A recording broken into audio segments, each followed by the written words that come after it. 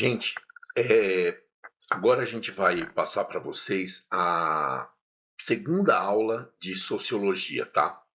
A segunda aula de sociologia da segunda série do ensino médio.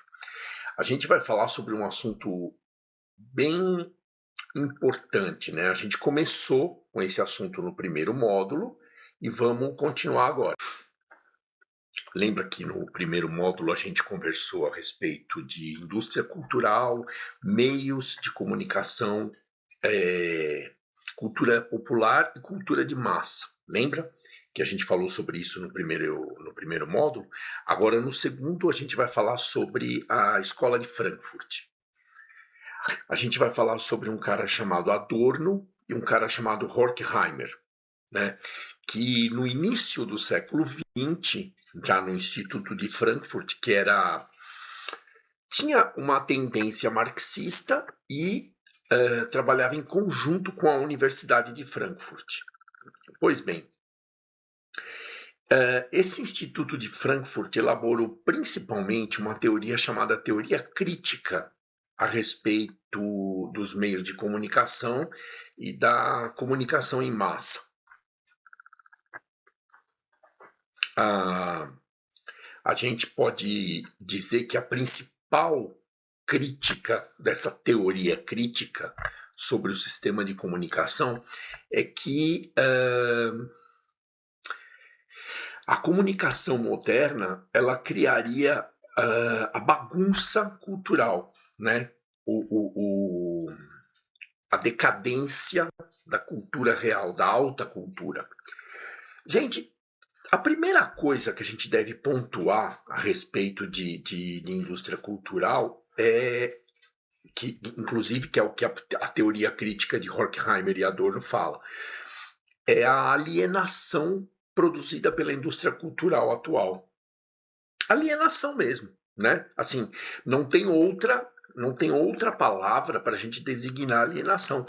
É desviar o foco daquelas pessoas que estão consumindo os produtos da indústria cultural para que ele fique preocupado ou fixado, né, tenha atenção fixada nessa programação, nesses comerciais, nessas divulgações de produtos e se afaste cada vez mais do seu próprio raciocínio, daqueles questionamentos filosóficos, dos questionamentos reflexivos, né, a respeito de si mesmo, a respeito da sua função no mundo, né, a respeito do comportamento das pessoas e das sociedades, enfim.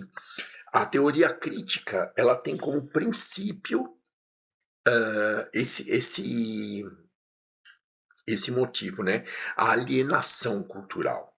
Enquanto as pessoas estão preocupadas demais com os produtos da indústria cultural, que nós falamos na semana passada, no módulo 1, elas deixam de lado a reflexão filosófica, a atitude filosófica, né?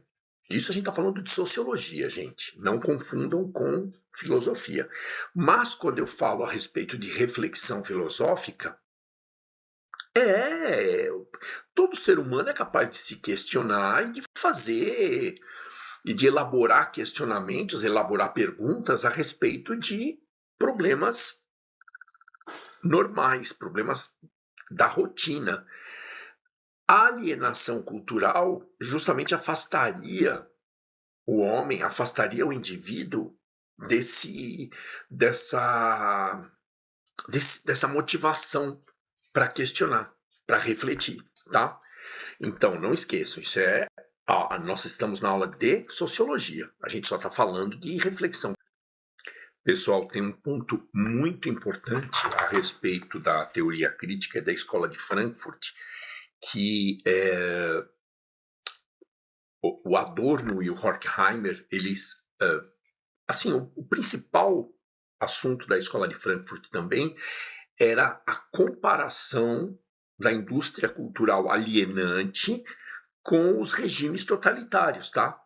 Só que, vamos lembrar, o Instituto de Pesquisa Social da Universidade de Frankfurt, que a gente vai chamar de Escola de Frankfurt, tinha tendências marxistas, né? Tendências socialistas e comunistas. E essa crítica toda essa teoria a respeito da indústria cultural foi criada no contexto do regime nazista alemão, né? No contexto da Segunda Guerra Mundial, quando o Partido Nazista Alemão, o Partido Social Nacionalista Alemão, divulgava muita propaganda positiva a respeito de si pelos meios de comunicação em massa, rádio e televisão na época, certo? É importante a gente lembrar e ter isso na cabeça para refletir a respeito desse assunto que a gente está conversando agora. Pessoal, nesse momento é importante eu lembrá-los também que a Escola de Frankfurt e essa teoria crítica teve uma crítica principal, a crítica mais pungente, né, a crítica mais aguda a respeito dos assuntos defendidos pela Escola de Frankfurt foi a do canadense especialista em comunicação McLuhan, né? Deixa eu ver o nome dele inteiro, Marshall McLuhan. Esse cara, ele era especialista em comunicação e afirmava que os meios de comunicação eram muito mais do que ferramentas de alienação. Os meios de comunicação tinham a capacidade de tornar massificada, tornar popular, tornar o conhecimento de obras arquitetônicas, obras culturais e obras artísticas mais facilmente, né? Os meios de comunicação tinham essa facilidade, tinham esse poder. Então, esse excesso de atenção das, vamos chamar assim, das escolas marxistas sobre os meios de comunicação, o excesso da crítica sobre os meios de comunicação e sobre a indústria cultural alienante era um tanto quanto segundo McLuhan, era uma visão simplista dos meios de comunicação, que tinham muito mais poder, tinham muito mais capilaridade do que simplesmente alienar o indivíduo. Pessoal, o Marshall McLuhan, o crítico, a teoria crítica da Escola de Frankfurt, de Adorno e de Horkheimer, ele tinha uma teoria que dizia o seguinte, que a indústria, a cultura, teve 3 períodos maiores, né? Que inclusive na apostila eles chamam de galáxia. Era a galáxia e a época, né? O período onde a comunicação era oral. As tradições eram transmitidas oralmente.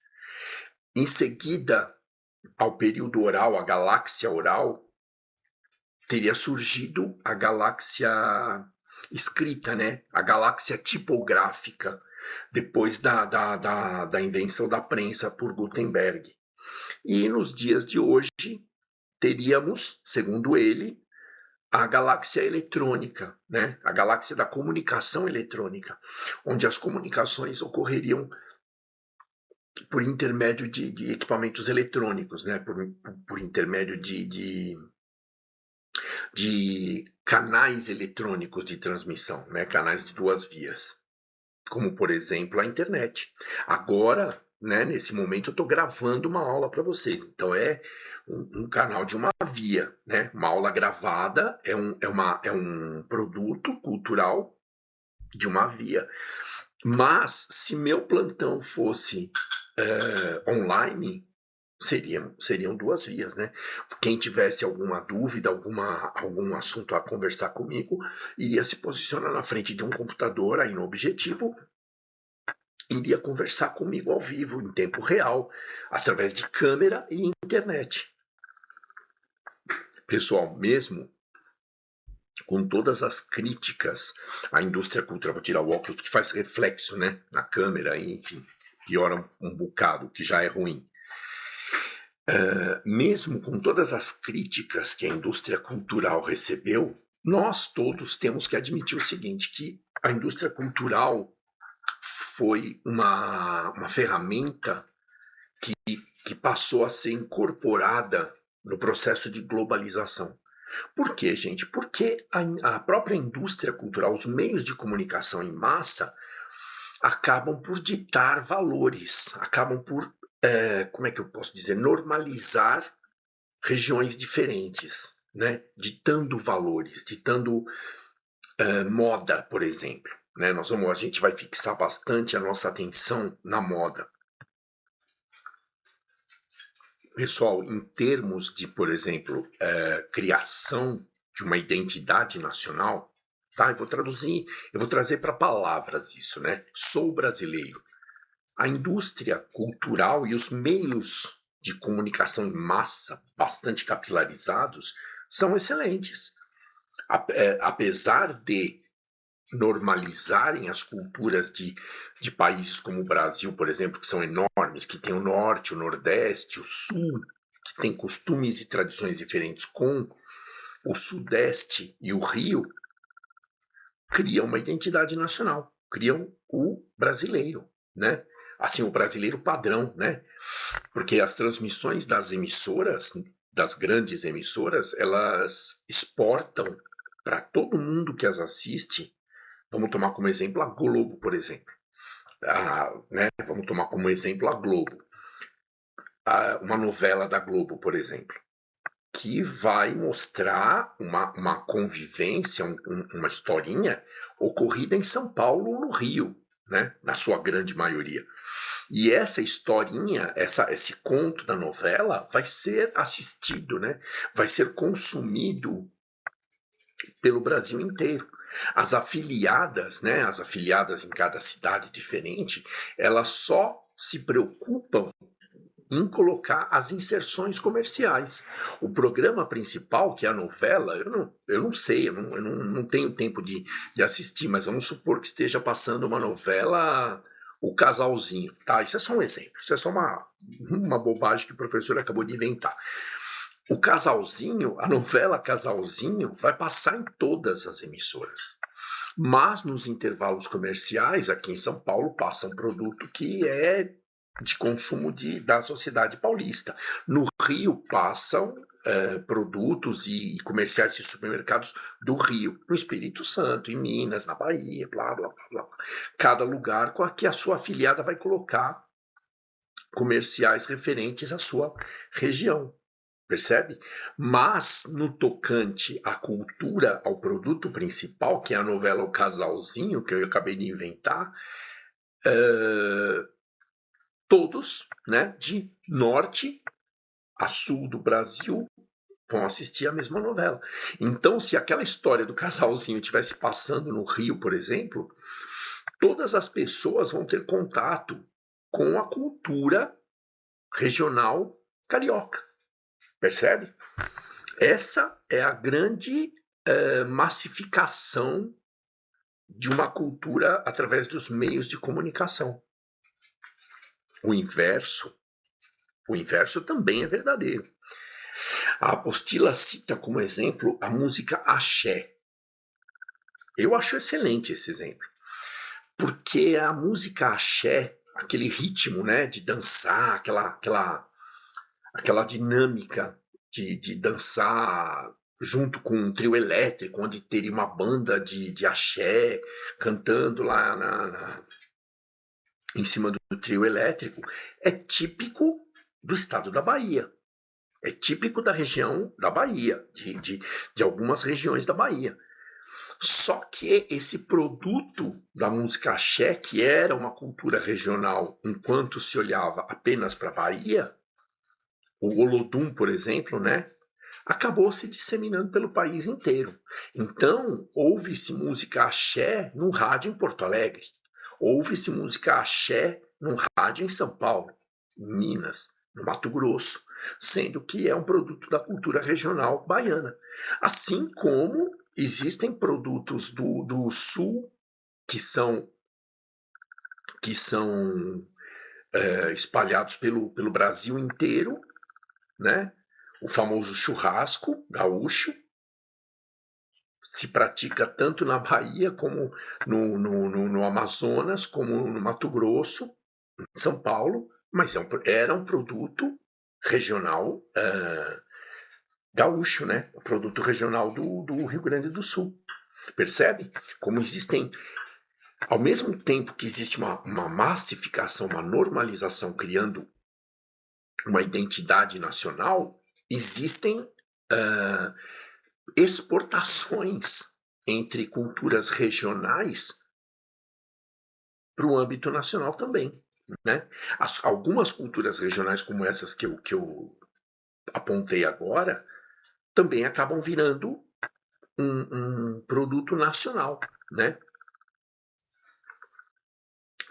A gente vai tratar também, né? É importante lembrar a todos que a partir da década de 90, toda essa indústria cultural, essa massificação da cultura, também passou a homogeneizar os movimentos regionais.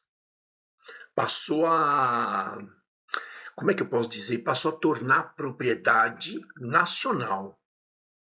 O maracatu de Pernambuco, por exemplo, né? Foi o que me veio na cabeça agora, foi um exemplo. Quem é que nunca viu o pessoal dançando frevo no carnaval? Hoje em dia, se você comenta com alguém, eu vi um cara dançando frevo lá na Paulista, num desfile, por exemplo, tudo bem, porque todo mundo sabe o que é o frevo. As pessoas têm noção do que é a cultura, a dança do frevo, que ela é típica dos desfiles de Pernambuco. Lá é regional. Aquilo é típico de lá. Mas é conhecido no país inteiro. Então pode aparecer um dançarino num desfile com aquele guarda-chuvinha colorido dançando frevo. Que todo mundo vai saber o que é a dança do frevo. Basta se aprofundar um pouco mais para saber que ele é originário de Pernambuco, de onde vem aquela dança, como a vaquejada, aqueles bonecos gigantes de Olinda, tal, enfim. Tem uma série de produtos que ainda são extremamente regionais, tem uma série de produtos culturais, né? Tem uma série de manifestações folclóricas e tradicionais que são regionais. Porém, existe a massificação do produto, né? Não existe mais uma cultura. O que eu vi outro dia uma pessoa falando? Do carimbó. Não teve uma novela? Essa amiga minha estava comentando que teve uma novela da Globo que tornou popular o carimbó, que é uma dança típica do Amazonas, né? Acho que é do Pará. Acho que é do Pará o carimbó, né? Onde as mulheres ficam dançando com aquela saia. Enfim, isso é um exemplo de massificação da cultura regional, que pertencia originariamente a uma região, era restrita àquela região, e hoje em dia foi massificado. Então, de norte a sul do Brasil, as pessoas sabem o que significa a dança do carimbó, por exemplo. Pessoal, e nessa mesma esteira, a produção cultural também é globalizada. Hoje em dia, por exemplo, nós temos noção do clima da América do Norte, dos Estados Unidos e do Canadá. Nós temos noção, por exemplo, das lojas, do comércio da Europa. Todo mundo, todas as pessoas no Brasil, por exemplo, sabem o que é a Torre Eiffel quando vem, né? Que ela é um produto, ela é um monumento de Paris, na França, porém é bastante popular. A indústria cultural tem tanto aquele condão de tornar culturas regionais grandes o suficiente para abarcar a identidade nacional brasileira, que o Brasil, né, é um país de grandes dimensões, como também tem o condão de mostrar outros países, né, pela televisão, pela internet. A gente ouve muito música em inglês, em outras línguas, em francês, em alemão, em italiano, enfim. Assim como nesses locais que eu estou falando, as pessoas passaram a ter conhecimento de como é o Brasil também. Existe, além de programas de televisão e de programas especializados em culturas regionais estrangeiras, nós temos também a propaganda, né? Eu venho notando isso há alguns anos já. Você vê propagandas a respeito de um país, por exemplo, conheça o Peru, e aí mostra as paisagens do Peru no meio de uma novela, do casalzinho, né? Que o professor inventou agora. E provavelmente dentro de alguns programas, vamos supor, na Inglaterra, lá na Europa, também deve passar a propaganda do estado do Mato Grosso, com o Pantanal e as onças e os jacarés e aquela turma, aquela boiada toda atravessando pastos no Pantanal e etc. As praias do Rio, que são famosas mundialmente. Olha só, praias do Rio de Janeiro são famosas mundialmente. No Rio de Janeiro tem turistas do mundo inteiro, né? E hoje em dia, com a comunicação capilarizada, né, a comunicação poderosa, os meios de comunicação que vão a qualquer lugar, é muito simples numa televisão na Tailândia, lá no Oriente, assistir-se a um programa sobre a Avenida Paulista, ou sobre o Corcovado, o Cristo Redentor no Rio, percebe? E vice-versa. Nós todos, se a gente procurar. Eu não acredito, eu não sei, eu não tenho visto tanta televisão aberta por simples falta de tempo, mas se a gente procurar na internet, a gente vai ver cenas, vai ver lugares da Tailândia, vai ver programas a respeito das ilhas de Bali, enfim. Principalmente a cultura em massa, a indústria cultural e a cultura em massa globalizada tem essa capacidade de tornar o mundo inteiro uma tribo só, certo? Existe, aí é bem lembrado, tá? A gente precisa comentar isso com vocês. Existe um grande problema da distribuição de renda. Todos nós estamos cientes e em contato com esses problemas. Não só aqui no Brasil, em todos os lugares. Então, às vezes, os produtos que são divulgados nos comerciais televisivos e de rádio, de internet, são acessíveis a algumas pessoas e não a outras. Mas a indústria cultural trata tudo do mesmo jeito, certo? É muito simples, é muito mais fácil. E é o que ocorre na prática, a propaganda fazer um nicho, né, uma fatia, ela projetar um comercial para uma fatia de mercado grande, uma fatia ampla. E aí, um produto vai ser consumido por quem consegue pagá-lo, percebe? Ou não consumido por quem não consegue pagá-lo. Gente, a indústria cultural, ela tem várias análises, tá? O módulo 2, gente, é um tanto quanto teórico a respeito da escola de Frankfurt, de Adorno, de Horkheimer, do McLuhan, do canadense especialista em comunicações e tal. Porém, existem muitos assuntos, né? Tem muito material interessante a respeito da indústria cultural, tá? Principalmente para as pessoas aí, para quem estiver assistindo a nossa aula aqui, tem intenção de fazer publicidade e propaganda, por exemplo. Propaganda eletrônica, eu acredito que são disciplinas hoje em dia, né? Propaganda eletrônica, propaganda digital e coisa e tal, dessas faculdades de propaganda e marketing, né? De propaganda e publicidade.